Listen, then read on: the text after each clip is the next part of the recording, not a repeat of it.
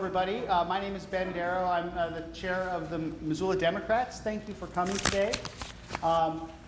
We meet every Tuesday, second Tuesday of the month, sorry. Thanks, Willis. Here in City Council chambers. We typically do a program, and tonight's program is a forum with the municipal candidates, and then we do our business meeting afterwards. And so I'm just going to skip immediately to that part of the program, and we're going to do the mayor's candidates forums first. Let me just explain a few things. Central Committee members probably received a copy of our endorsement policy, and also of candidates who replied. We have one candidate who we got, maybe two, we got late, and I think those have been distributed. One is still being made copies of. That's Ward 4, Chris Bagley, I think is how it's pronounced. Badgley. There. Hi, Chris. Good to put a face to your name. We're going to do the mayor's candidates first, and we're just going to have an open questions and a close, and then we'll do the city council candidates. After that, we will be voting on whether to endorse. A candidate needs to get a majority of the central committee members present, or central committee members who are allowed to vote to receive that endorsement. Any questions about any of that? I'll just throw it out. Good. All right. Well, mayor's candidates. I believe Lisa Trifke is not going to be present. She did, however, turn in a questionnaire, and then we have Mayor John Indy. John.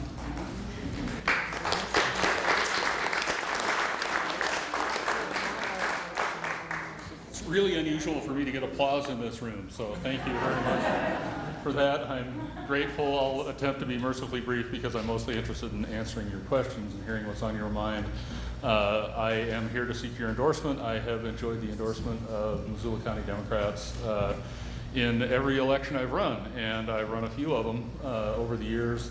And I will tell you that serving as mayor of the city of Missoula has been the great joy of my life. It is endlessly fascinating, endlessly rewarding, and endlessly challenging. And while I have a record, and we've done some good things with lots of great people in this community who are passionate about the place and the people and the quality of life that we enjoy, there's lots more work to be done.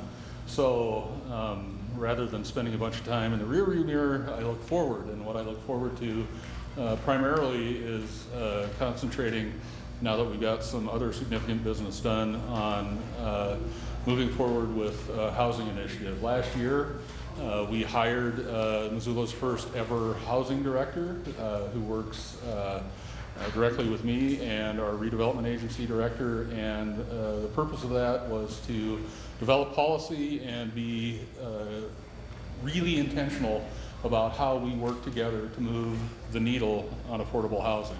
It is my belief that everyone in Missoula deserves a safe, decent place to live, and that means we need to deal with homelessness, and we need to deal with folks who simply can't afford to live in a decent place today because their wages or circumstances don't match the price of rent or down payment, or you name the obstacle. So by being intentional, by harnessing resources, by creating policies as a function of working with the Missoula City Council and the citizens of Missoula and the private sector, we think we can actually do that. There are communities in the United States that make a difference with regard to housing, and I think we can be one of those communities. I'm also interested in continuing to look at government structure and the way we deliver services, and one of the things that I'd like to do in the face of what I hear most often when I'm stopped at the grocery store or on the street, apart from potholes, is taxation. How do we deliver value? How do we demonstrate that you're getting what you deserve, what you need from your tax dollar? And toward that end, we're working with a vendor, and we're working internally to try to create a set of data that is a snapshot of what we're doing, how we're doing it, and be able to measure year over year how well we're doing it. So today I can tell you that we patched about 800 potholes last year. I can't tell you today off the top of my head whether that was more potholes than last year or fewer potholes than last year. Anecdotally, I would suggest more, again, based on complaint and based on the weather cycle, but I'd like to know and I'd like you to know, and I think that's a piece of business that we can get to here at the City of Missoula. We also need to continue, to deliver those essential services, and we need to do those in an effective and thoughtful manner, and working with the City Council, I think we can do all of that. So I will zip it up, and I would love to hear what you all have to say. Thank you very much. You've been a great audience.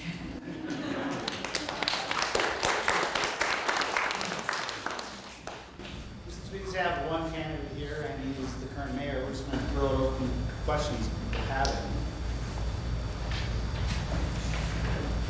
Mary. Hi. Mary, you were saying on housing. Now, on senior, seniors who own your own house and everything, have you got some things planned for that? I don't know. I know some about this. Luckily enough, I do have my own home. It's not paid for. So I pay for it by renting out 2 rooms in my house. I know at one point they were talking about that not being not being legal, and it may not be legal forever. How's that going? So so the question was regarding your capacity if you own a home to rent that home or to create what we call accessory dwelling units. So accessory dwelling units today, by virtue of a vote of the City Council, are legal in a variety of zones. They are regulated. They have particular requirements. I believe that there is some energy and effort among council members to expand, that program. Okay. The fact of the matter is that accessory dwelling units in many cases provide an opportunity for, just as you described, seniors who may own property but have limited income and may frankly just need some help staying in their homes. If somebody lives right behind them or on top of them or under them, there's opportunity there, and we think that opportunity is something that more folks should have. Okay, thank you. Well, Linda? Thank you for being here, John. my pleasure. It won't surprise you. My question is going to be about how we in Montana work with the developers to make certain that Missoula work with developers to make certain that Missoula becomes or is a place where everybody is able to participate in the community, and where large development projects don't come in and take advantage of TIFs and other things which really put the taxation burden on the rest of us who are paying the taxes. So tell me about how you, I read it in your questionnaire, but how do you plan to make that work? So, for instance, with the riverfront, Fox Riverfront Triangle development, how are we going to deal with that so that it's not just a part of Missoula which serves people who go to the convention center and people who go to the high-rent hotel, and that the housing that's involved in that is really affordable? And that might be associated with should we have policies in Missoula that make us not have to fight this fight every single time there's a development coming? Sure. So for those of you who didn't hear the question, I'll endeavor to boil it down a little bit. How do we ensure that that private development doesn't take advantage of citizens? How do we make sure that folks who have been paying their fair share of infrastructure over many decades, in many cases, aren't subsidizing new growth and development that doesn't necessarily benefit them? How do we regulate to ensure that when we invest what we call tax increment financing, TIF money, how do we ensure that money isn't being used to the detriment of the larger community? How do we save ourselves from growth? A number of things are on the books already, and I think there's potential for more to be done, but I think it's important to understand what has been done today. So when I was a city council member, back when dinosaurs roamed the earth, Along with human beings, that's right, yeah, right. I forget sometimes that it was simultaneous. So the city of Missoula enacted what are called impact fees. So that's an effort to ensure that to a certain degree, growth pays for itself. It does not pay for itself 100%. It doesn't pay for itself 100% on the front end. However, there are fees and commitments that come with building new buildings, expanding existing buildings, and they happen for both residents and for commercial enterprises. And those impact fees go to a variety of specific expense categories, including parks. We have a parks impact fee. We have a transportation impact fee. We have a police impact fee, a public safety impact fee. We have an administration impact fee. And while it's not called an impact fee, we also have a sewer fee that goes, and that's part and parcel with expanding that important municipal service. So impact fees help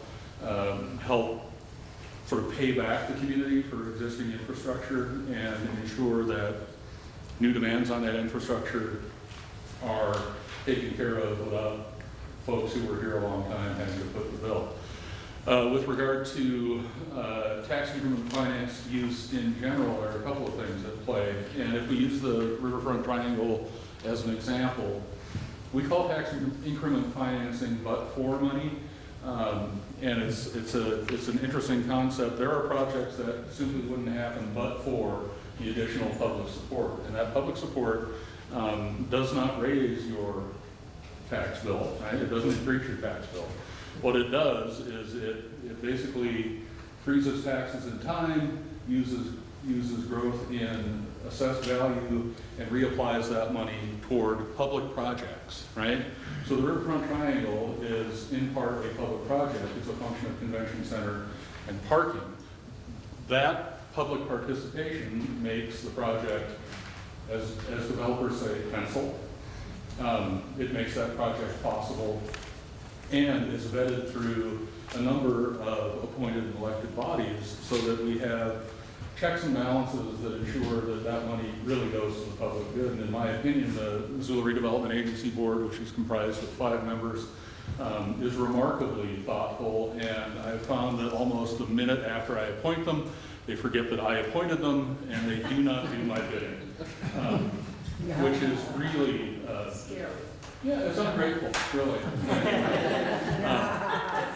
But the fact of the matter is that it is an independent body, and it vets these projects in the public interest. These folks don't have a horse in the race apart from the fact that they're interested in quality community development.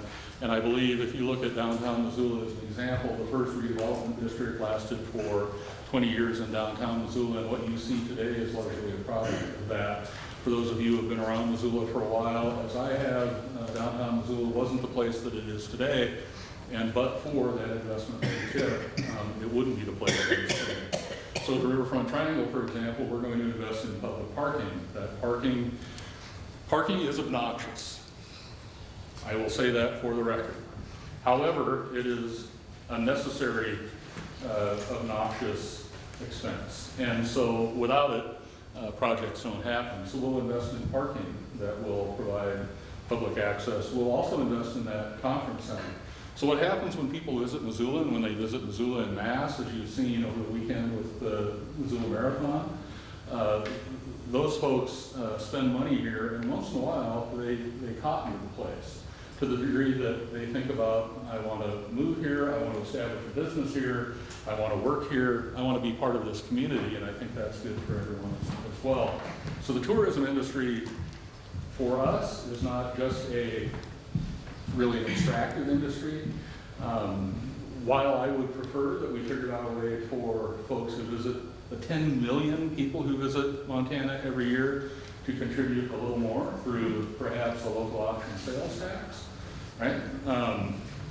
Not so much, right? So, but nonetheless, that conference center adds, 1,000 souls to downtown on any given week. And those 1,000 souls are going to spend their money here, they're going to eat in restaurants, they're going to shop at local shops, et cetera. So we believe that we really create opportunity through that growth and development.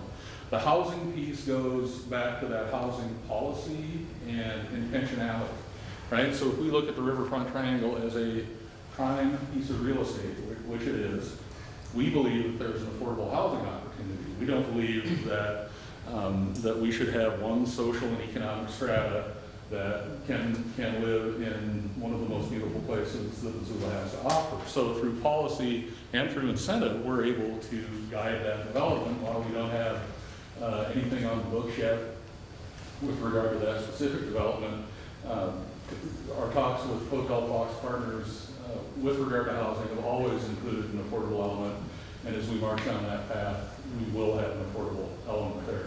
I will tell you a quick story.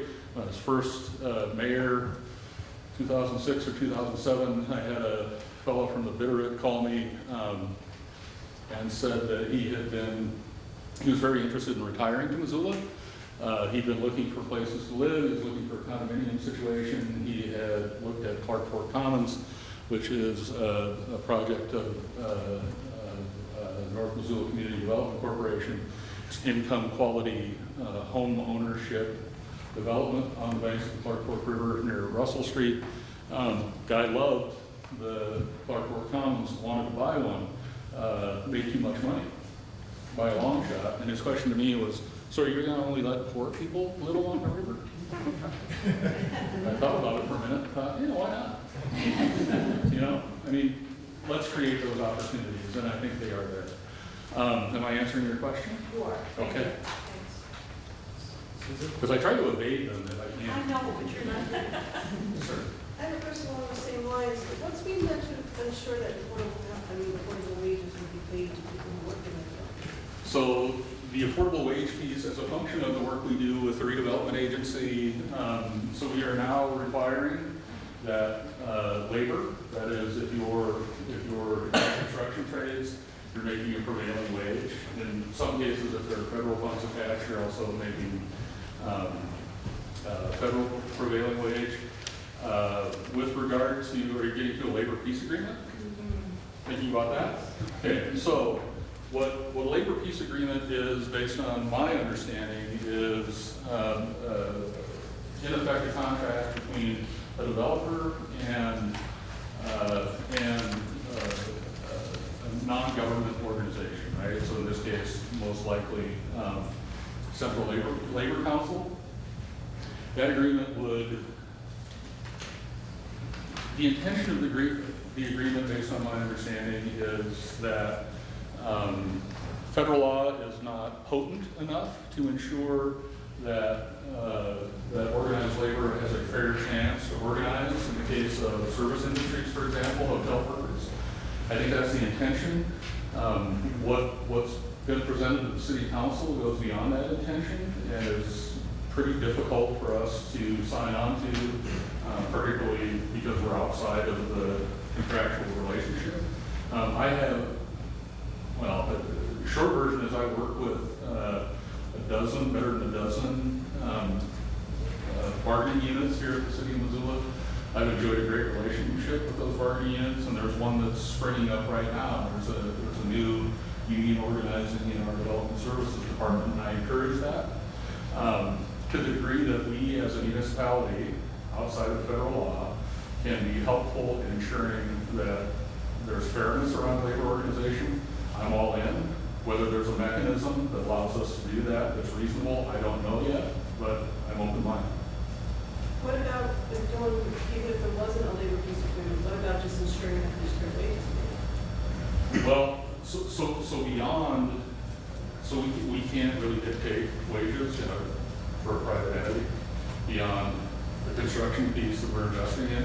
Once it's an ongoing concern, we frankly don't have a mechanism to do that.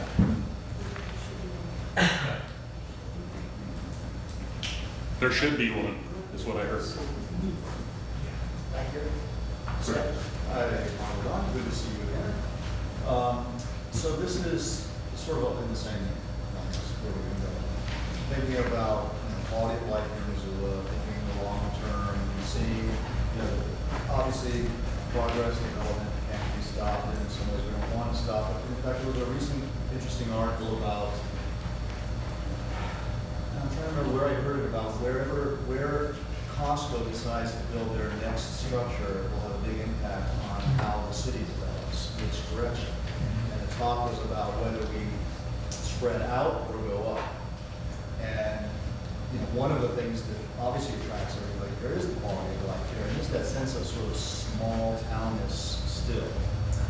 And I'm very much pro, I was for the new building where the Merck is, the convention center, and things like that. But is there a sort of a long-term plan? Just talk about this a little bit about the idea of how growth will happen here. You know, the bridges that we have to deal with. Let's talk about the Piggott Street Bridge being redone, and just maintaining that, because the downtown area has developed in a really sweet way. It really does have that sort of nostalgia about it with some of the buildings, and it's accessibility to everything. I mean, I live downtown, I walk or ride my bike everywhere I go. I love that.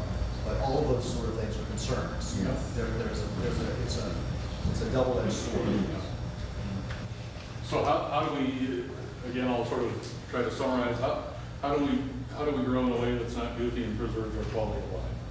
So the work that we have done as a city over the course of the last, really over the course of the last 15 years, I think has been pretty remarkable. So once again, if I harken back to my days on city council, I was chairman of a committee called Plat, Annexation, and Zoning, and every week there would be 3 or 4 subdivisions coming our way. They were mostly greenfield subdivisions to the west of Missoula. Many of those subdivisions are built today. Hellgate Meadows, Pleasant View Homes, Ranch Club, as it's called now, and a lot of that at that time was a function of really rotten regulations and disorganization. And so what we have done collectively, and you'll hear me say we a lot, because not because I'm trying to avoid blame, but because I'm trying to avoid taking credit. This all happens because we figure out ways to work together.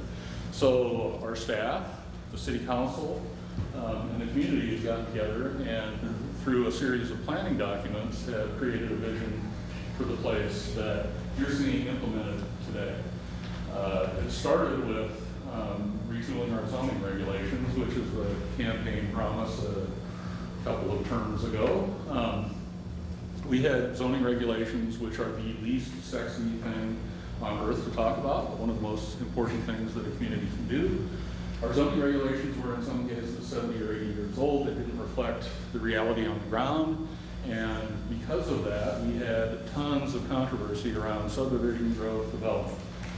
What we did is we modernized our zoning code to reflect reality on the ground today, to reflect what we believe were community values and interests. We put those regulations on the book, not without being sued by 3 city council members. It wasn't without controversy. It wasn't the smoothest legislative action I've ever encountered. But the fact of the matter is, it got done. And shortly thereafter, recognizing that we had a modern zoning code, we realized that we didn't have the organizational wherewithal to implement that zoning code in a way that helped the development community while also protecting citizens. And as you say, it's a double-edged sword. It's a fine balance, and we're always walking a line. So what we did is we created a fully accountable development services department that's all about taking care of that zoning document and all of the other planning documents that are in place. We've also created a transportation plan. That transportation plan is a function of federal requirements, but allows us, in some ways it's an exercise because it looks out over the course of 40 years, which is really thoughtful in some ways, but the fact that the federal government doesn't fund transportation for more than a year or 2 makes that document a little fluid and complicated, but it does allow us to talk about community values and vision. And so between the zoning document, the transportation planning documents, and then finally our updated growth policy, which is all about what we call the growing inward policy, and that is we don't want to sprawl. We want to be a compact community that's effective. And efficient and effective are 2 different things, but compact development of cities, municipalities, makes a huge difference in terms of both quality of life and ultimately affordability. So those three documents working together, along with a staff that's organized correctly, is now in the business of executing that. Doesn't mean we don't have problems, but I can tell you that a dozen years ago, if Costco had come to this community, Costco is, by the way, I will make a pitch for Costco in addition to rotisserie chicken. They're a great employer. And they're great employers. Yeah, they're really a great employer. So Costco's been kicking tires on a new location for a long time in and around Missoula, and our goal is to keep them as close as possible while still considering their needs for expansion. And we were not in support, for lots of reasons, of expansion that we believe would have taken, really taken the retail trade center and created a new island. And that new island, because you're Costco, means that lots of other retail trade was going to pop up there. We didn't want that to happen. We're just contributing to sprawl in that way. So our office has been working pretty diligently with Costco to find another location. We think we found one that's going to work. It lives in the city limits. It allows us to take advantage of some of our tax increment financing, again, that but for money. And we'll have Costco that's proximate to the city of Missoula, that doesn't contribute to sprawl, and then doesn't attract the really good stuff that I think is happening in the Brooks corridor, or in the downtown corridor, or the North Reserve corridor for that matter. Kind of our three retail trade centers. It doesn't poach those centers, and in fact, I think it enhances what's going on Reserve Street. Just to interject, and that just reminded me of something real quickly. The Reserve Street corridor. Is there any talk, plan about, I mean, everybody says I avoid, you want to avoid Reserve Street as much as you can. And yet between the Bitterroot Valley, the Flathead Valley, that sort of thing, and getting across town, that seems to be it. And I don't know, I'm sort of geographically challenged. Maybe there is not another way to go around that. Is there any talk about anything to alleviate that? So years ago, again, this is more than a dozen years ago, there was talk of a bypass, right, from the Bitterroot to the Flathead. So two things if you're mayor. One is, why the hell would you want somebody bypassing your community, right? And two, who's going to pay for it? So Russell Street, 17 years in the making, probably a $70 or $80 million project. Can you imagine what a bypass might cost if it were feasible, if it were desirable or fundable? So here's the thing about Reserve Street. Everyone complains about it. Everyone keeps going there. So, and frankly, we continue to be very fortunate in Missoula. We have I will call it a rush minute, right? We have a peak, and I get that kind of is troublesome, but you can adjust your life by about 45 minutes and avoid most of that, for better or worse. What we call a first world problem. Yeah, depends on how many marathons. Yeah, right. How do you decide whether the Madison Street Bridge gets fixed or the Russell Street Bridge gets fixed? Because the Russell Street Bridge Madison for the longest time, it sort of shakes on the driveway. Right. And I know a piece of sidewalk fell out of Madison, but how does the city decide whether Madison or Russell gets fixed? So a couple of things. The question is, how do we decide whether Madison Street gets fixed, the Madison Street Bridge gets fixed before the Russell Street Bridge? And Linda, you hit it on the head. When a piece of sidewalk falls down, that's one of the determining factors. Yeah, we call that a variable, and that variable swings toward repair. So we're partners with the state of Montana on bridges, and also to a degree with Missoula County. So a lot of those transportation systems, those structures are federally funded and state funded, and our federal dollars flow through the state. And the state recognized when A piece of sidewalk. when it began raining concrete that we had a priority. And I will tell you, I think we have the best relationship with the State Department of Transportation that we've had in my experience in local government. These folks are as responsive as anyone I've seen. And in the case of Madison Street, the state really stepped up. And that project is going swimmingly. I will tell you, Russell Street, again, as I say, 17 years in the making. I was just in a meeting last week. It appears The right-of-way is taken care of, which was kind of a final hurdle toward final design. So final design, bids let, should be in the ground, rebuilding that bridge by this time next year. Yeah. 19 lanes. I didn't think we needed that to be on reserves, I know. Since the other candidates aren't here, which is unfortunate, I'll play devil's advocate. And It's not about fire chief, but go ahead. I love what's been going on in this city. I love this city. But the property taxes, the bonding, can we afford it? Can the middle class afford to pay property taxes? Can they continue the bonding? Two things. Can they afford that? And also, do we want to be a playground for basically trust funders and people who can afford it? So How do we make it? Yep. So the question is, with property tax increases and by virtue of choices that elected officials make and by choices that voters make, is that sustainable? Can we afford Missoula? And my answer is yes. So one of the things to keep in mind is that your property tax bill that shows up a couple times a year, depending on how you deal with it, reflects all of the property taxing jurisdictions. We're roughly 36% of that. So when you get your tax bill, it ain't all the city of Missoula.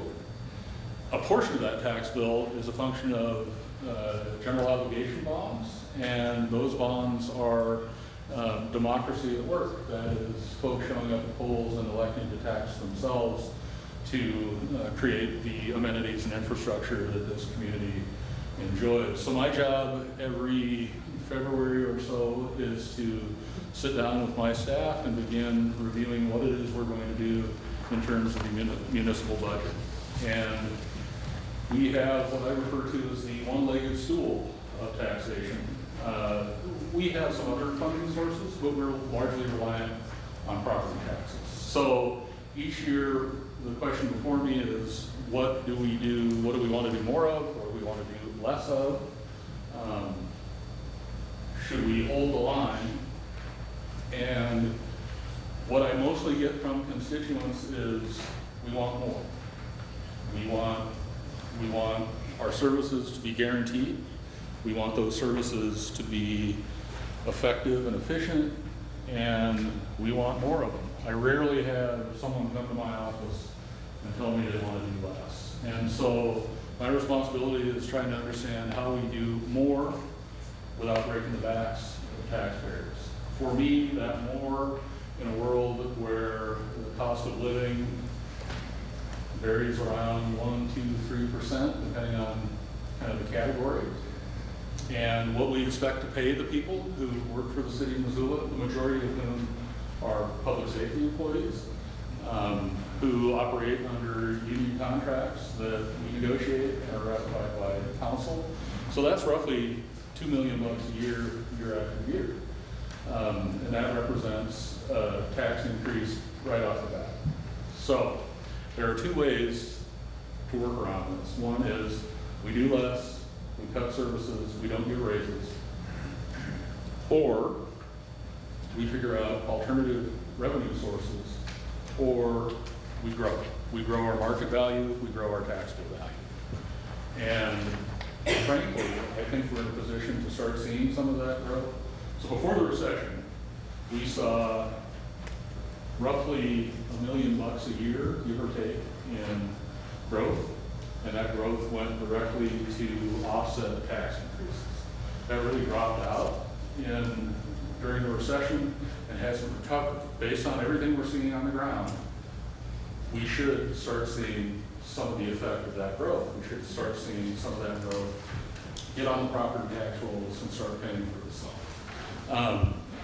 The other factor is that at the state level, we also benefit from what's called centrally assessed properties. And those centrally assessed properties are managed by the State Department of Revenue. So, for example, if you're a telecommunications company, your Charter Spectrum, the cable company, and you decide that you don't belong in a particular taxation category. In Charter's case, a few years ago, they started circulating an initiative to ask people to tell the State Department of Revenue and the legislature that they weren't a telecommunications company. And it had momentum, right? And so if you're the director of the Department of Revenue, the question for you becomes, are you going to let that initiative work its way through the system, or are you going to try to make a deal? So in the case of Charter Spectrum, a deal was made. And as a function of that deal, that centrally assessed revenue was cut fairly dramatically for all taxing jurisdictions around the state. And it happens with Northwestern Energy, it happens with other energy companies. And so I said a few weeks ago, and it's true, really with a stroke of a pen, the Department of Revenue can change the taxation picture a lot. Other ways to correct this problem of the one-legged stool. I'm a Democrat. If I ever said the word sales tax in front of my old man, also a Democrat, I would get a dirty look. I will tell you a story about my father, who would have been 95 this year. I'm working at the Missoulian, which I did for a long time, and I work on the news side. And we're in the building on 4th Street, and Governor Mark Roscoe at the time was coming to visit the editorial board. And he shows up at the front of the building, and my dad had worked at the Missoula for many years, retired. He shows up, he's gonna pay his insurance bill. He sees Roscoe getting out of his car, my dad's in his car, and he hisses at the governor of the state of Montana with his big grin on his face. Roscoe, a gracious human being, comes over to the car and says, "What can I do for you, sir?" And Dad says, "No sales tax," because that was one of Roscoe's deals, right? So my old man would not be happy with me. However, the regressivity of a general sales tax is much different from a local option tax. Local option tax happens in resort communities in the state of Montana, right? And in those resort communities, Whitefish, Red Lodge, West Yellowstone, a couple of things happen. One is that many people who visit those places pay a little extra for their liquor by the glass. They pay a little extra for their hotel room. They pay a little extra for their restaurant meal.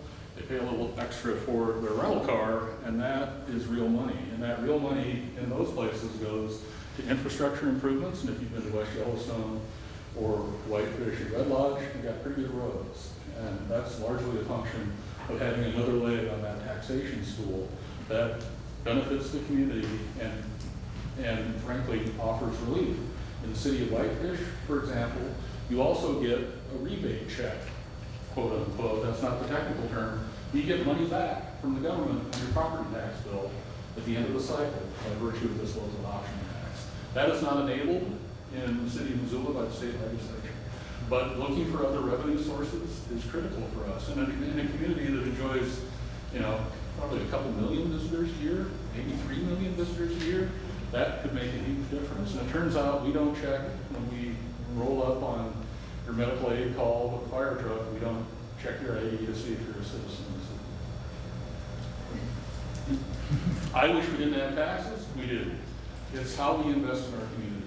And if I had an alternative to raising taxes that I thought was acceptable and matched the community's values, that's what I do. We are coming at the tail end of the time here. I have one quick kind of combo question. Do you have any events coming up? And if you can put on your calendar, we have an event coming up July 30th. It's the picnic from 3 to 7. Picnic's on my calendar. I never miss a buffet. And if you have any events coming up for your campaign? Mel can tell Yeah, you. we'll share them with you. We're planning August through Election Day, including some days of action that we would absolutely love to have everyone's help. Going door to door, because talking to people matters. I learned this from the mayor. It's people talking to people, it's getting out there and getting the word about why this race matters. And we'd love everyone's help. And we could be in touch with you to get the info out. Yeah, absolutely. Any closing words. Sorry, all the questions came from the left. No, I just want to thank you all.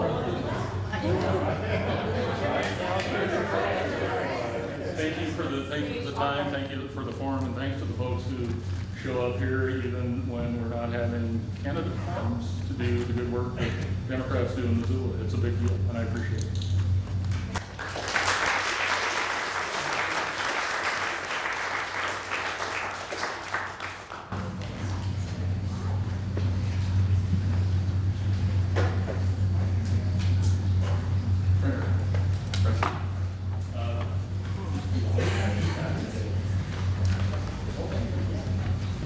Okay, we're not going to take a break, but for this part of the segment, I have cards for people who, if they want to do questions, and I have some pens, and I'll start sending those around.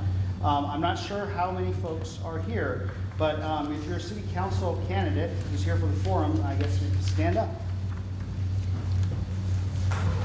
And come on. Join. Yeah, I think 1, 2, 3, 4, 5, 6, 7. I had a question about the specificity of questions. If you write a question, we prefer that maybe it wasn't really a targeted question, and we're going to screen a little bit. If you do really have a question specific to a candidate, indicate that, but we prefer that they were a little broader and gave every candidate a chance to respond. We have 7 people here, and we would like to not be here all night, so candidates, we're going to give you a chance to introduce yourself, but when you respond to questions, we're going to ask you to keep it to 1 minute, and we'll keep time and probably not shout you down too much.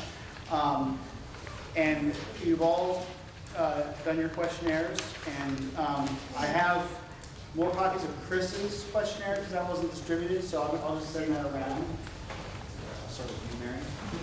You have a question? Yeah, that's maybe a good question. Let's just even go down the row, and if you can say your name, what ward you're running for, whether you're an incumbent. We can start down there. Yeah, I'm Jordan Hess. I currently represent Ward 2, and I'm seeking my second term. I'm John Van Dyke. I'm running in Ward 3. It's my first run for office. Tom Winter, Ward 3, first timer. Stacey Anderson, Ward 5, first timer as well. Kathy Deshaw, Ward 5, first time. I'm Greg Strandberg, running for Ward 4. This is my first time running for City Council. Chris Badgley, Ward 4, first time running for City Council. And I guess I'd like to also point out there's 2 other people who have turned in the City Council, turned in questionnaires, and that's Heather Hart in Ward 3 and Ruth Ann Swaney, who is an incumbent City Council candidate in Ward 2. Pam. You also have Brian Von Losberg. Oh, that is correct. And Jack Metcalf. Jack Metcalf, Ward 2, for the 2-year term.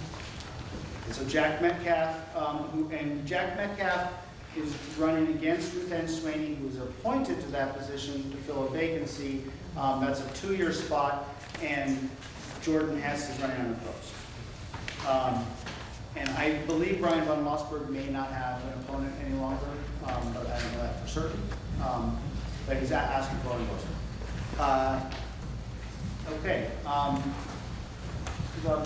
Questions out there? We're going to give every candidate a minute to just tell us about yourself, why you want our support, what you want to do in the city of Missoula, and we'll start back down there again. Well, thank you for the opportunity. It's always good to be here. I appreciated having your endorsement in 2013, and I'd be honored to have it again. Over the last 4 years, it has been a tremendous honor to serve on the City Council. I've learned a ton. I've met a ton of wonderful people. And just briefly, over the next term, if I have the privilege of serving, I hope to work with the mayor and help champion the housing policy, growing our housing stock, and while maintaining quality and achieving affordability is a huge goal of mine. Just a few weeks ago, we finally acquired the water system, and as chair of the Public Works Committee, I look forward to working very diligently to help integrate that system into our municipal operations. The mayor and his team have a great transition team and a great plan in place, but I look forward to working with that process.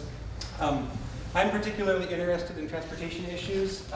We just passed a very aspirational long-range transportation plan, and I look forward to working on that. And finally, I think right now, in a time of great incivility in our political discourse around the country, I think it's very important to maintain a supportive community where all Missoulians feel safe and welcome and cared for, and we do that through civility, and we do that through our policies, but we need to focus on that now more than ever. Hi, I'm John Van Dyke. I'm running for City Council Ward 3. I'll give you a background of where I'm from, what I'm a product of. I grew up here in Missoula, 2 years at Willard. Go Wolverines. One of my instructors is actually in the room. I went to the University of Montana and studied political science and Asian studies, which led me to living in Japan for 15 years. Spent a lot of time as an educator there, university, senior citizens, kindergarten age kids. So education has a big place in my heart. I was always proud to call Missoula home wherever I was. And when I moved back in 2010, I enrolled in the University of Montana again for the Master's in Public Administration program, taking a class with, spacing his name, a planning program on urban planning. Really piqued my interest in what was going on with the city. Right about that time, the city and county were splitting the sheets. And it's been really interesting to see that happen. I had a short stint with development services at the front desk, and that again gave me a little more insight. I'm very optimistic about Missoula's future, and I'm out of time here. We can stand. Yeah. Keep going. My name's Tom Winter for Ward 3. This is my first time running for public office. I'm excited to get to know more of my constituents. I'll keep it short because I imagine through my questionnaire, which a lot of you have at the party and here in the room, you'll be asking me those questions. But yeah, I run a home health care company here downtown and live in the University District, 2 dogs. That's about it. Hello, I'm Stacey Anderson. I'm running to represent Ward 5 in Missoula City Council. I grew up in Kalispell. I'm a daughter of a first responder. My father was a police officer and then a firefighter, and my mom's a CPA. My progressive values were instilled in me around our dining room table where we would sit and talk about the issues in our community. And that's really where I realized it's up to everyday people to make sure that their community works for them. I was proud to graduate from the University of Montana, where I discovered the 2 great loves of my life, my husband Mark and the community of Missoula. I fell in love with Mark because he made me laugh and he was the smartest boy I'd ever met. And I fell in love with Missoula because of the vibrancy of the community and the diversity in the community. Everything from out to lunch, symphony in the park, and the farmer's market. So Mark and I chose to make Missoula our home and live in Ward 5. We bought our first home, and Ward 5 is a great mix of new families, young people, people who lived in their homes for 20 or 30 years. We're building the first new elementary school in Missoula in 23 years in Ward 5. And every morning, oh, I gotta stop. But yes, I'm excited to represent Ward 5, and I ask for your endorsement. Thank you. Hi, thank you all for coming. My name is Kathy Deshaw. I'm a native. I grew up here mainly in Target Range and some years out in Lolo. And that was where my parents, much to their surprise, discovered that the property they owned was the actual Lewis and Clark Expedition Campground. So my mother first thought it was a prank call, but what she did was she worked very hard to make sure that the land would be preserved.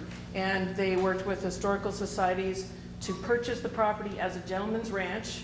It was then donated to the state of Montana. So now when you go to Travelers Rest State Park, that house up there, that's where my brother and I grew up. And we were farm kids. We had show horses, cattle, sheep, the whole works. If you're familiar with the Deshaw name, there are many land barons and other French folks that had a lot of land around here. Longpre owned most of Petty Creek. That was my great uncle Mose. So I served on the South 39th Neighborhood Council for 7 years. Stop already? Okay. So anyway, I just want to serve the people of Missoula. Okay, my name is Greg Strammer. I'm running for Ward 4, and the main reason for that is I think the city is just out of control, especially when it comes to spending. And we have the mayor over here saying that we need to institute a local option sales tax, and this is just insanity talking here. The city's making $60 million in revenues right now, but we're $250 million in debt. We've had taxes go up 95% over the past 12 years. And the people I've knocked on their door up in the South Hills in Ward 4, they are sick of it, and they do not know what we have to show for this, a $4 million pedestrian bridge to nowhere. I haven't seen the pedestrians on this, and nobody else does either. We're taking over EKO Compost, going to spend $3 million for this, we already did, and then we're going to spend $4 million next year upgrading it. Folks, you don't go to the used car lot and buy a car for $10,000 and then spend $15,000 repairing it. This is just insanity that we have in the government here, and we need to get some voices of reason and have some change, and I think Missoulians are ready for it. Thank you. Hello, thank you for having this forum. My name is Chris Badgley. I'm running for Ward 4. I am proud to be a fourth-generation Missoulian. My family has made a lot of marks on this town. My grandfather was a bookkeeper for the University of Montana for 30 years. I am a single full-time parent of an 8-year-old who's at Lewis and Clark. I'm also a self-employed builder. That takes a lot of time. It's hard. We're faced with a lot of issues here in Missoula. However, I love it here. This is a great place. And I feel like we can keep it that way. So I care, and that's why I'm here. Thank you.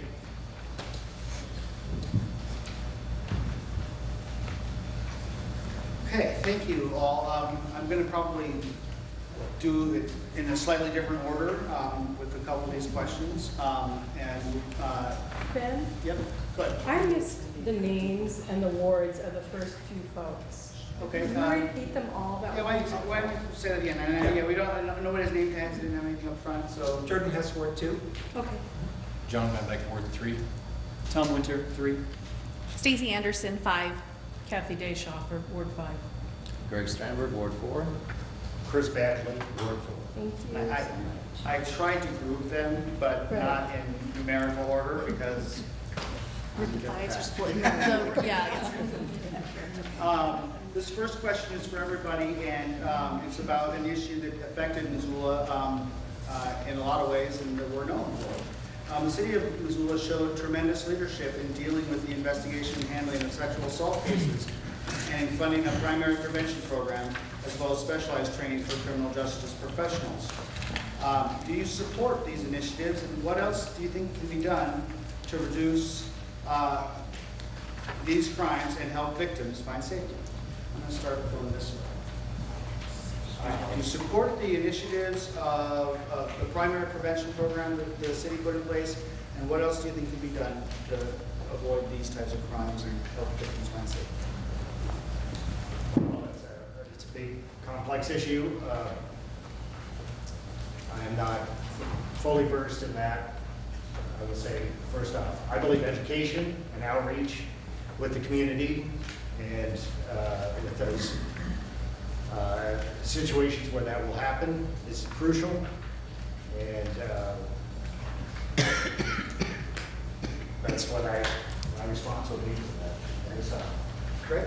Okay, I think the root of the problem here is just the drinking community in Missoula, and we all know that the beer and circus up at the university with the mixed sports and alcohol continues to cause problems. It causes problems at the university where they went from about 14,000 students, now they got about 10,000. All the businesses are suffering. Everybody's suffering because we're so tied in with the university. And I'm glad that we have some changes coming. We had Representative Dudek over here, for instance, signing something in this very room yesterday with the governor, talking about these issues, and that's great. We should support this, but it's going to take a long time for people to trust Missoula again. And it's, because we betrayed that trust with our young people running around like idiots. Ben, do you want us to stand? It would be good. Okay. It is on MCAT. Okay, all right. My thoughts on this is, I think what the city has done to try and help this issue has been a very good thing. I do think there's more work to do. One thing is we're talking about a culture. And I attended the University of Montana, and I can say I was nearly a victim myself So there has been a long-standing culture at the university of, I'll just put it this way, there needs to be some education on how the students maybe should treat each other. I know they're working on some of that, but I do think it's kind of like a lot of kids, they're away from home, they get to college, and it's party time. So I think, okay, fine, have some fun, but let's try and incorporate some responsibility into that too, and not, not stepping over those lines. Thank you. Hi, I'm Stacey Anderson. I'm really proud of the way that Missoula stepped up in that face of that issue.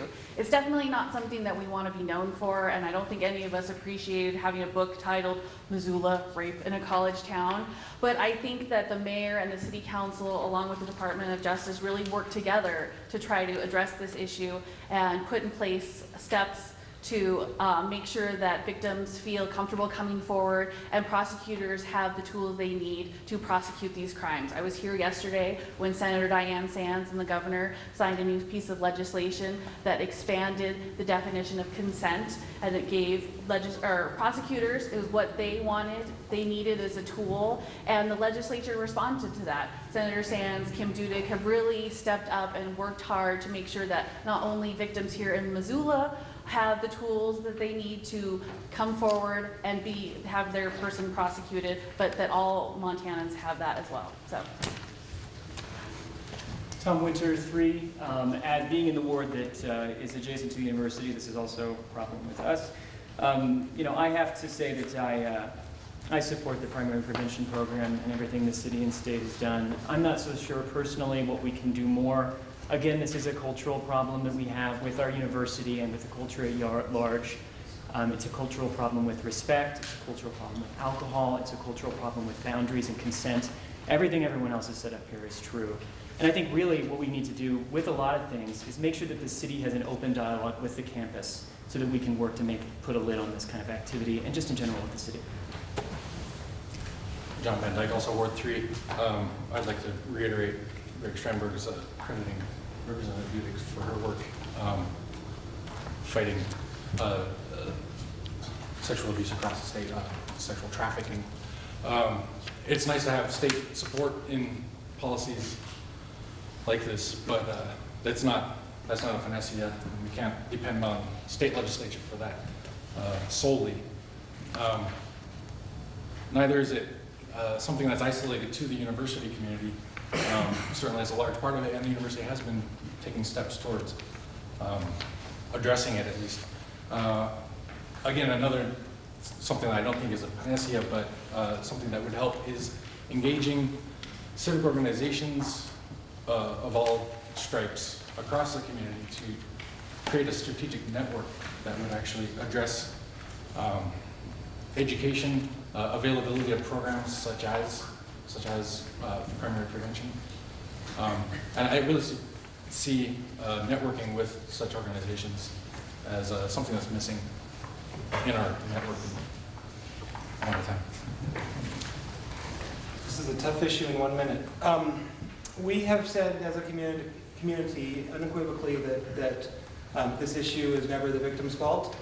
We've stepped up through our Relationship Violence Services Office, through various initiatives at the University of Montana, through bystander intervention programs like the Make Your Move program, through statewide efforts like what Representative Dudek have championed. There is a ton of work to do. I'm entirely supportive of continuing that work. And I think we can and will emerge, and have in a lot of ways, but can and will emerge as a national leader in this issue at the end of the day.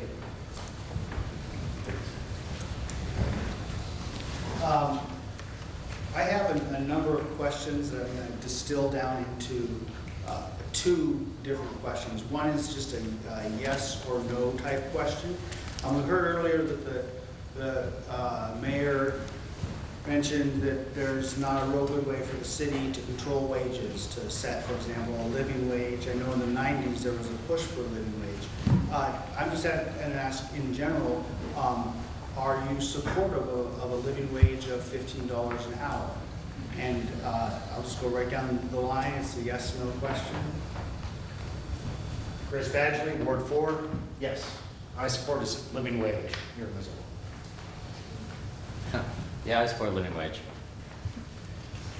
Kathy Deshaw. I think I can't answer this just yes, because I do think we need a living wage of $15 an hour, because I know that the required is about $14.90 to live in town, although I'm not positive that we want to, I know as a city we can't mandate that on every business. So I think there needs to be more conversation with the businesses. Stacey Anderson, Ward 5. Yes, I support a living wage, and I'd also like discussion about a maximum wage. Tom Winter, 3. Yes, it's a matter of basic decency. John Van Dyke, 3. Yes, let's start with where it actually works. I like the city's pioneering with that here.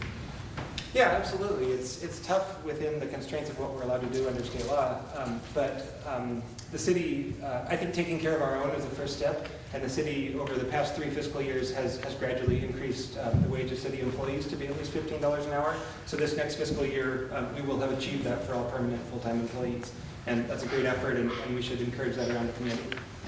So I'm going to start back with you, Jordan. Again, an economic question. Are there two ways you can think of as a priority for helping with affordable housing in Missoula? Yeah, so I think the first thing, we need to create the housing policy that it's a toolkit. It's going to be a mix of incentives and policies and initiatives, and that's going to live in our Title 20 and our zoning code.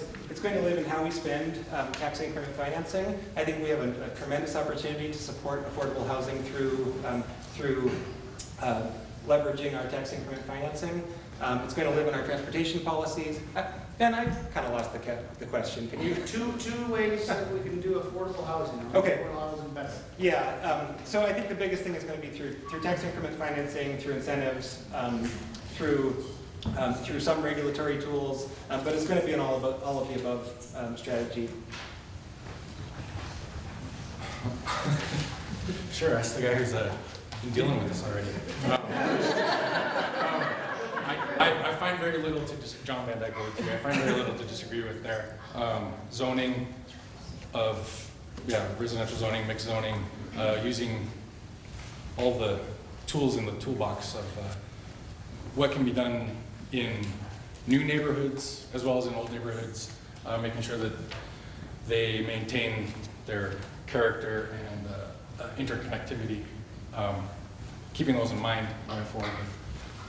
Mixed-use neighborhoods, mixed-use zoning, I think is good. Tom Winter, 3. I think, well, of course, it's unequivocal that we need to do what we can to increase affordability in housing in Missoula, especially in Ward 3, which is a densely populated area. I think if I was thinking about were they my constituents, or my possible constituents, there's going to be a lot of pushback in communities that are already built out on how we can build this while respecting the fabric of the historic community that's already here. And that does not say that I'm anti-affordable housing in any way, shape, or form. I just think that there's going to, in order to get the community to sign on to the things we need to do, we need to go about this in a really nuanced manner.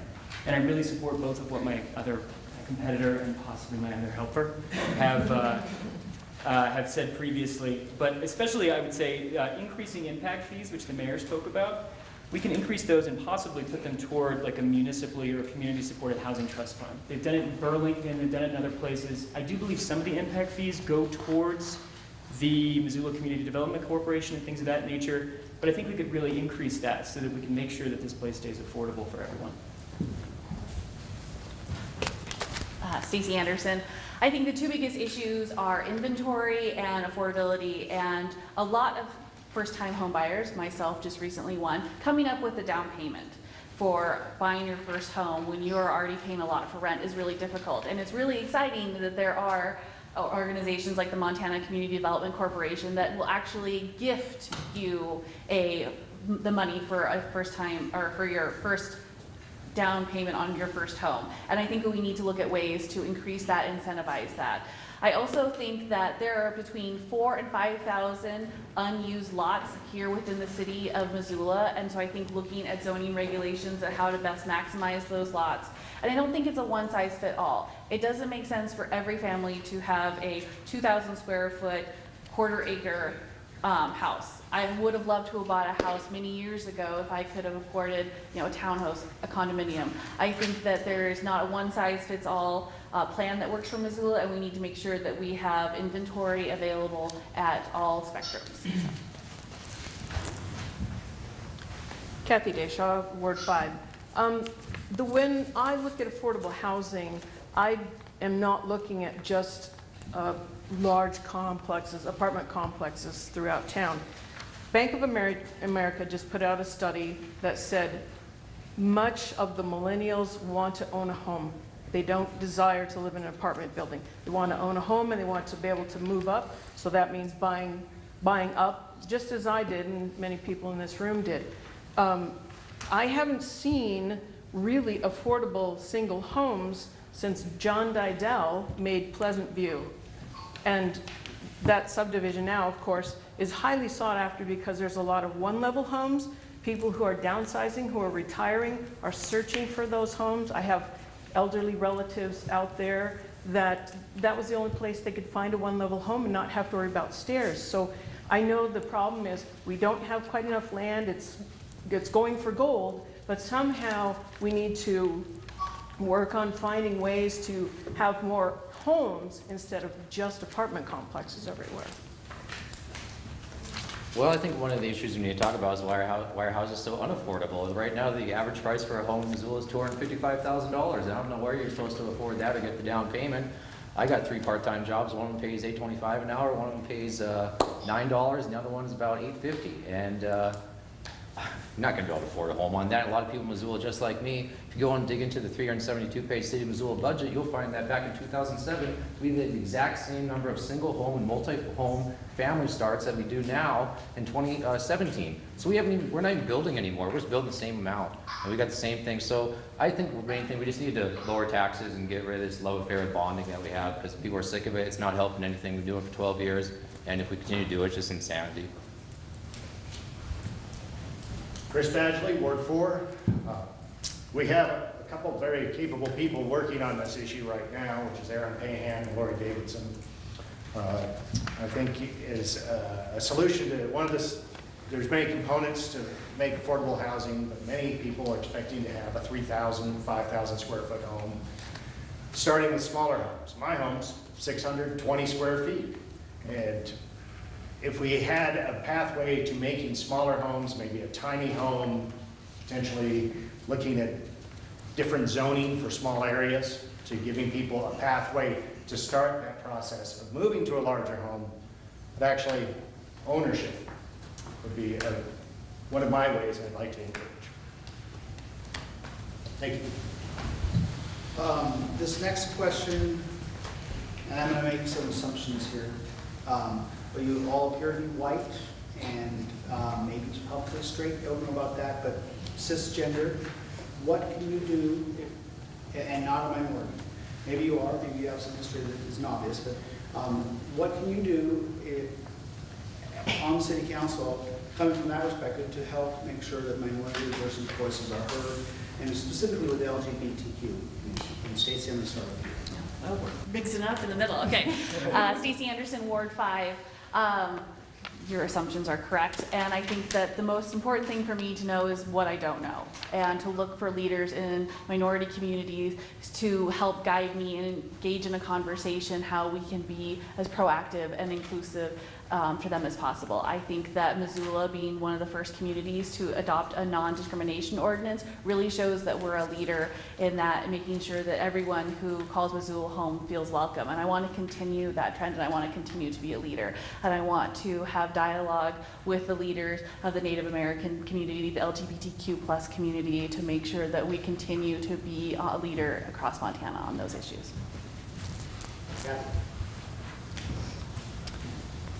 Kathy Deshaw. I have many friends who are in the minority groups. Mexican friends, Muslim friend, LGBT friends, and I was here, City Hall, the mayor would remember when they had the hearing on the equality ordinance. Boy, that was a long meeting. So I was here to testify in favor of the ordinance to protect the LGBT community. I think it's the right thing to do. I think we still have a ways to go with housing issues, because I know there's still some discrimination there, and it did fail in the legislative session, I think, this spring. So I think that just by reaching out to all of the minorities and making them feel welcome, I know some of them are actually quite frightened right now with what's going on, you know, in the current administration in the White House. So I think we can be a voice and be a little more assuring that we're a welcoming community. Yeah, the LGBTQ issue is a minority issue, and the majority of Missoula residents are not concerned about this. They are sick of the Missoula City Council focusing so much time and attention on these minority issues while they ignore the budget, which is out of control. 95% tax increases over the past 12 years, $250 million in debt. I mean, this city's got serious problems. And I know a lot of people in here do not like what I'm saying right now, but I'll tell you what, the people living up on the hill in those fancy houses that are worth a lot more than $255,000 are paying out the ass in property taxes, and they're sick of it. And they're sick of the city council coming in here for a half hour on a Monday and only doing a half hour work to pass some stupid non-binding resolution that doesn't do anything. Folks, dig into the budget, figure out the problems, let's get this city back on track. Chris Badgley, Ward 4. I was raised in a household where if you're willing to do a hard day's work, everyone gets to sit at the table and eat. And as a community, I think we should embrace that, because what makes us strong is our diversity.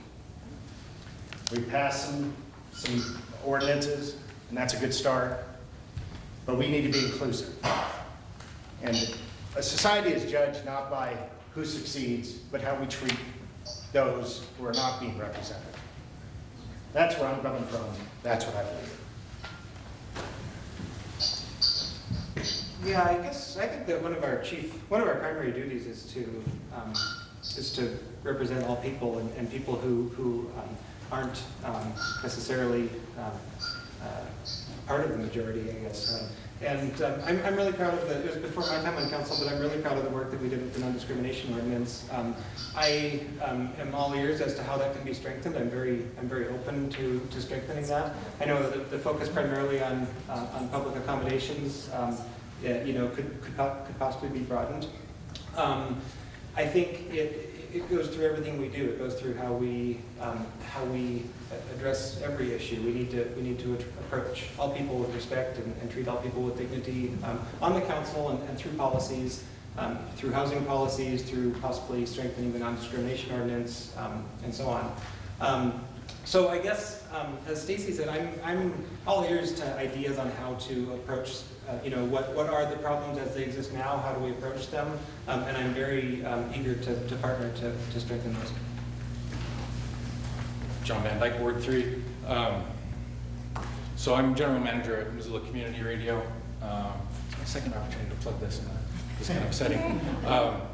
We seek out groups, minority groups, LGBTQ groups, foreigner groups who traditionally have been left out of the conversation of community building, which is what Missoula Community Radio is about. I wanted to be general manager because that's really important to me. My friends are, you're not supposed to preface something you're going to say with my friends this or that, because it means you're, never mind. I'm all for an inclusive community that brings the unspoken voices to the fore. It comes down to common decency. It's sad that we have to enforce it at all, but I think it comes down to seeking out those voices and working with community leaders, people who are willing to step forward and say, I represent this group, and working with them. Tom. Pen down, sorry. Tom Winter, Ward 3. As you said, I think it's the voice, it's the kind of duty of government, especially local government, to give voice to all citizens, especially the voiceless. So of course I support LGBTIQ, the ordinance banning discrimination against them in public areas. Any way it can be strengthened, again, I think most of the people on this stage set here agree with me on that. But I would think it means a lot more also to just include that in today's, especially coarse national climate, we look beyond that as well. I mean, we've seen what's happened in Whitefish, we've seen what's happened in other places, and while it might not be able to be put into a discrimination ordinance necessarily, I think that the city leadership has done a really good job and should continue to do the good job it's doing, being as inclusive as possible for people of all faiths, orientations, nationalities, everything. I'm gonna do a close, but I'm gonna try to push you all to close in a specific direction, so it's sort of a question close.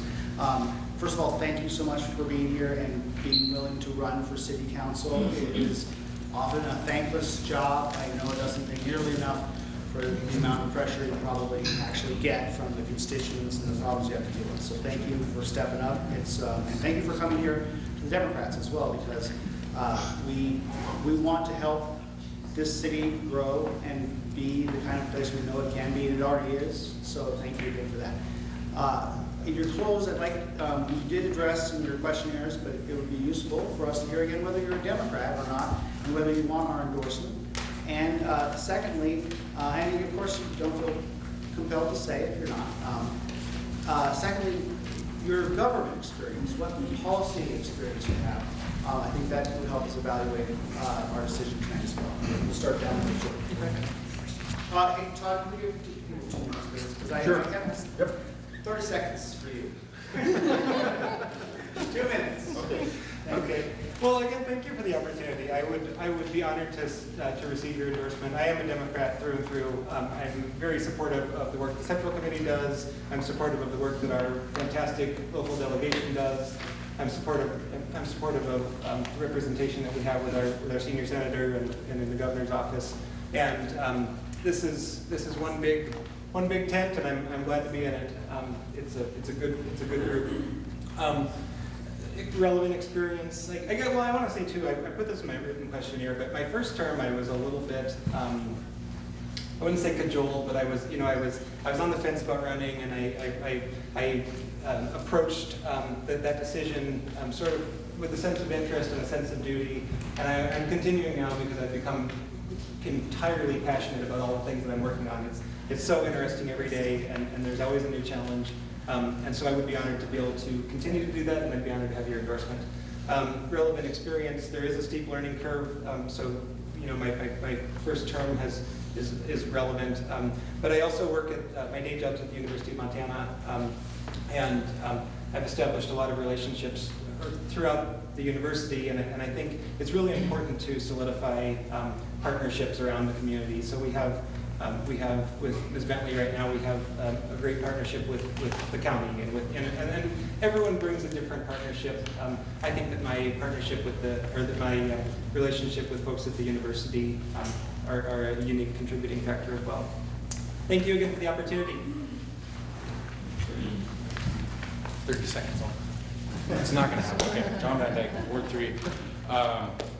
Prior experience, I was the mayor's delegate to the Missoula Community Television Advisory Committee, which is kind of an oversight committee to MCAP, helping them coordinate with local events. It's the extent of my official experience within government, and aside from my educational background. I worked with Montana Democratic Legislative Campaign Committee in the 2014 cycle, which was a rough one, but it really gave me confidence in Montana Democrats, and especially Missoula Democrats. That experience has certainly prepared me to go out and knock on doors in Ward 3 and talk with folks. And make sure that I have a good read of what people are concerned about in our community, and take that to City Council. Tom Weir, also Ward 3. One, my Democrat, yes, proudly. I don't really see with my belief and value system about governments and just civic life in general how I could be anything else. In terms of, I guess, I kind of lost sight of the question, but why I want to do this and why I want to be a part of this. I come from kind of a line of small kind of city government people in my family. I was raised by my parents, but my grandparents were around constantly.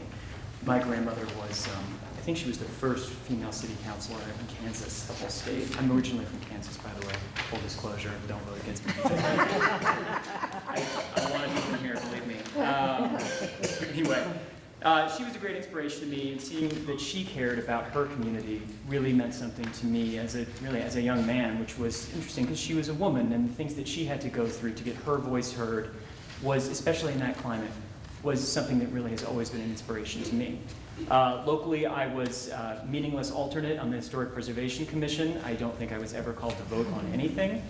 They usually had a quorum when they did, and this was also prior to anything involving the Merc. So I'm not tainted by that scandal either way, or whatever you'd like to think about it. And I will keep mum about what I have to think about it. But regardless, I really believe in local government. I believe in giving voice to people around me in my community, and I think this would be a great opportunity to do that, and a real adventure too. Okay.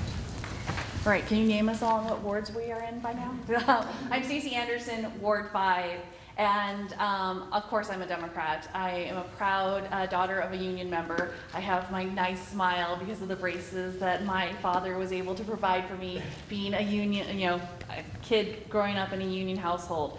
But a mentor of mine once told me that the first rule in politics and in life is showing up. And my day job is I'm the executive director of Carol's List. So I travel all across the state asking for women to show up and represent their community and answer the call to public service. So when Annalise and Marilyn Marler and a few other people approached me about running for city council, I knew that it was my time to step up and show up and represent my community. And I think the decisions that are made in this room affect close to 80,000 Missoulians. And that is a responsibility that shouldn't be taken lightly. And I am excited by the prospect of serving on city council. I have a pretty unique background. I got my start in politics in college. I was the president of College Democrats. I worked for Senator Max Baucus. And I just really found out that, showing up and serving your community through politics was a really rewarding and important thing to do.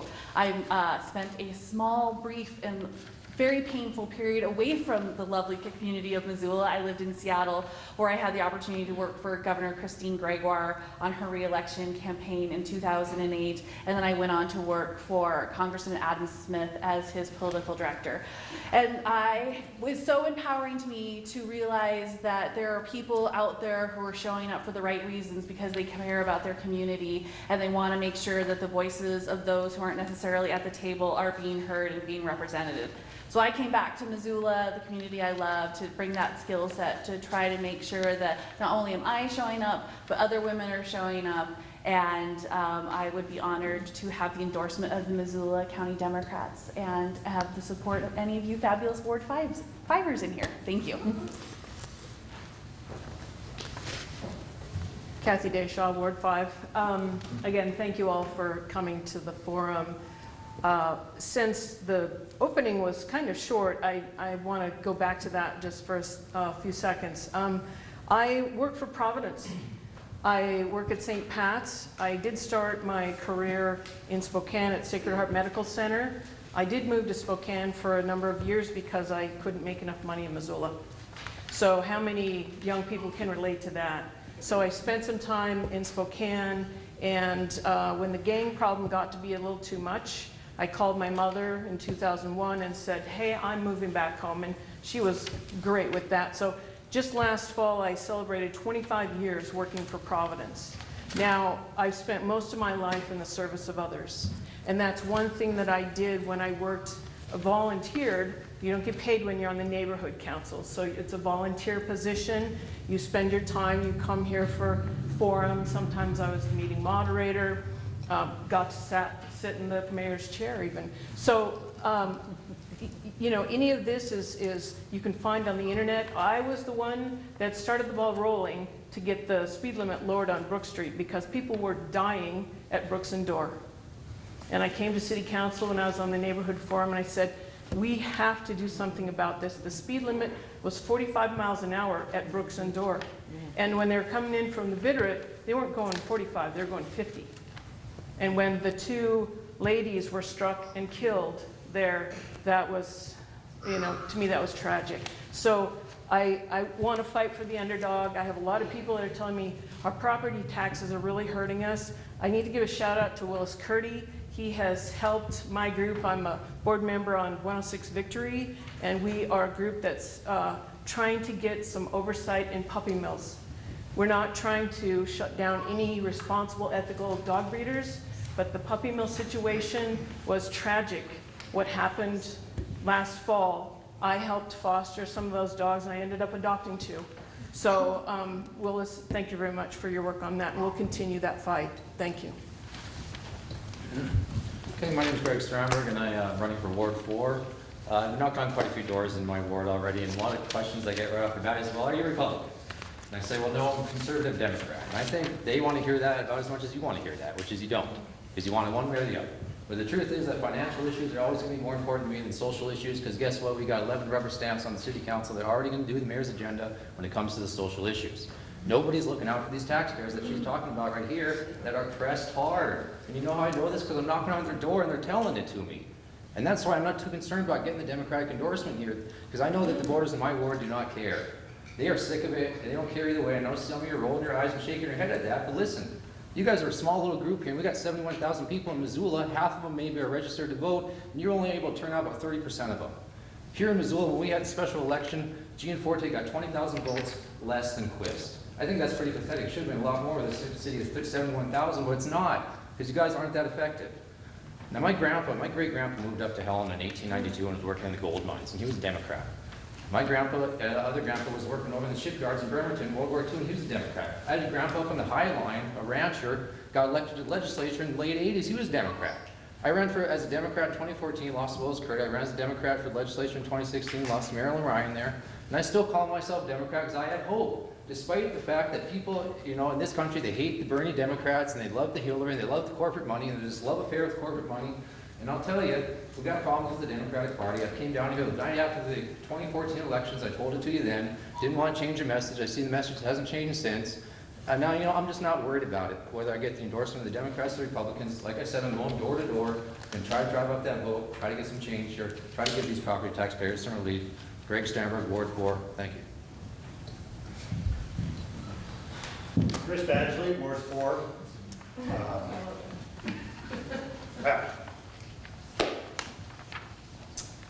I have not served in public office in the past. I'm new to this. It's a steep learning curve. I'm learning a lot. I'm talking to a lot of people on their doors and hearing their concerns. But I'm a good neighbor, and I care about my neighbors. And I don't consider just my ward my neighbors. I consider everyone in Missoula my neighbor, as well as those in Montana. And one of the people responsible for me here today is sitting in this room, and that's Willis Curdy. I had him for government class at Hellgate High, and I was a thorn in your side. Back then, I was a little different. And I was a little bit of a rebel, I'd say. But I actually took a lot away from his class. And I brought that here today, along with some other experiences along the way. So I would really enjoy your endorsement. I would say I consider myself an independent, but in my voting record, you'd see that I voted Democratic 99% of the time, because Democrats are the ones who are caring about the people, and I care about people. I've said that before, I'll say it again. I look forward to working with the rest of the council members. I'm good at finding common ground. I'm good at talking to people with divergent points of view and working out things. I would like the opportunity to do. Thank you.